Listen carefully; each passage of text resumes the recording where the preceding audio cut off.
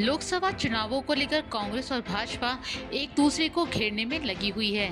ऐसे में आरक्षण और संविधान बड़े मुद्दे बने हुए हैं, जिन्हें लेकर दोनों ही पार्टियां एक दूसरे को घेर रही हैं। ऐसे में राजस्थान में प्रधानमंत्री नरेंद्र मोदी ने बाड़मेर में जनसभा को संबोधित किया। इस दौरान उन्होंने कांग्रेस पर जमकर निशाना साधा और इंडिया गठबंधन को विकास विरोधी बताया।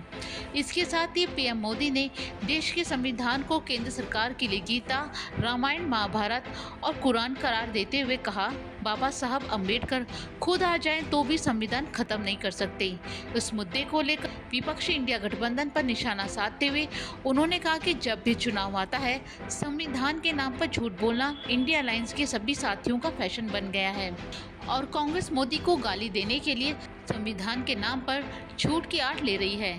पीएम मोदी ने कहा, एक तरफ मोदी भारत को शक्तिशाली राष्ट्र बनाने में जुटा है, जबकि दूसरी तरफ इंडी गठबंधन वाले भारत को कमजोर देश बनाने का ऐलान कर रहे हैं।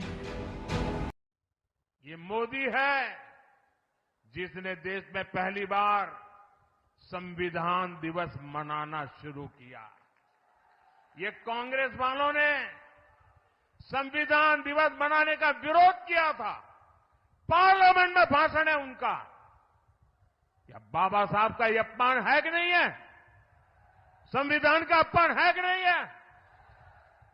इतना ही नहीं, ये मोदी है जिसने बाबा साहब से जुड़े पंच तीर्थों का विकास किया। इसलिए बाबा साहब और संविधान का अपमान करने वाले कांग्रेस और इंडिया अलायंस के झूठों से, उनकी गपबाजी से सावधान रहने की जरूरत है।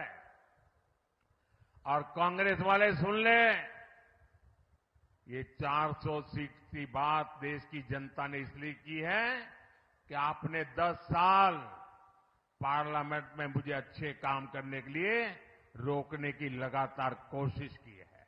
और इसलिए देश आपको, कांग्रेस को सजा देना चाहता है और साफ कर देने का मन बना लिया है। और जहां तक संविधान का सवाल है, आप मान के चलिए और मोदी के शब्द लिख के रखिए, बाबा साहब आंबेडकर खुद आ जाए तो भी संविधान खत्म नहीं कर सकते हैं। ये हमारा संविधान सरकार के लिए गीता है, रामायण है, महाभारत है, बाइबल है, कुरान है, ये सब कुछ हमारे लिए हमारा संविधान है। राजस्थान के भजनलाल सरकार में कैबिनेट मंत्री और भाजपा के स्टार प्रचारक डॉक्टर किरोड़ीलाल मीणा दौसा लोकसभा क्षेत्र में भाजपा को जीत दिलाने के लिए सुपर एक्शन में है। किरोड़ीलाल मीणा ने दौसा जिले के महुआ में सर समाज के लोगों की बैठक को संबोधित करते हुए बड़ा बयान दिया और कहा कि महुआ विधानसभा क्षेत्र से भाजपा हारी तो अपना मंत्री पद छोड़ देंगे। इसके साथ ही आरक्षण को लेकर भी उन्होंने बड़ा बयान दिया। किरोड़ीलाल मीणा ने कहा कि मोदी के राज में आरक्षण कभी खत्म नहीं होगा। तो कोई खेल करेंगे ना। आपको पता है, आप ये बता सकते हो क्या? आप एक बार गंभीरता से विचार करो, तो जो कांग्रेस के लोग बहका रहे हैं, विशेषकर एसटी एससी के लोगों में चारों ओर ये अभियान चलाया जा रहा है कि अगर मोदी अब की बार आ गया, 400 पार कर गया तो आरक्षण को खत्म कर देगा। ये बात घूम रही ना आपने? मोदी जी ने कल ही बाड़मेर में कहा है, अगर साक्षात डॉक्टर भीमराव अंबेडकर आ जाए तो भी संविधान के साथ छेड़छाड़ नहीं की जाएगी। वहीं बस्तर में एक जनसभा को संबोधित करते हुए कांग्रेस सांसद राहुल गांधी ने केंद्र सरकार पर जमकर निशाना साधा। उन्होंने कहा कि लाखों लोग कोरोना के कारण मरे, हर प्रदेश में गरीब लोग घर वापस लौटे, लेकिन केंद्र सरकार ने कोई मदद नहीं की। पूरा का पूरा फायदा 2 से 3 अरबपतियों को दे दिया है। हिंदुस्तान में 22 लोग हैं जिनके पास उतना ही धन है जितना 70 करोड़ हिंदुस्तानी के पास है। पीएम मोदी 24 घंटे इन 22-25 लोगों की मदद करते रहते हैं। लाखों लोग कोविड के कारण मरे। हर प्रदेश से गरीब लोग घर वापस लौटे। दिल्ली से, पंजाब से, महाराष्ट्र से लोग छत्तीसगढ़ वापस आए।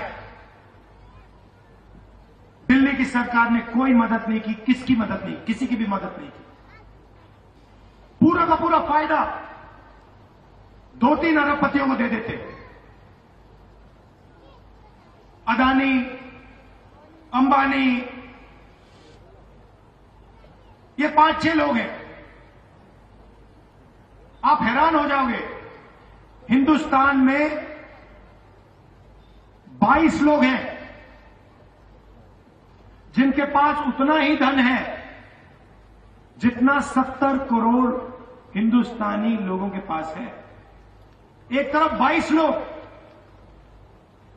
और दूसरी तरफ 70 करोड़ लोग, उनके पास भी उतना ही धन जितना इनके पास। और नरेंद्र मोदी 24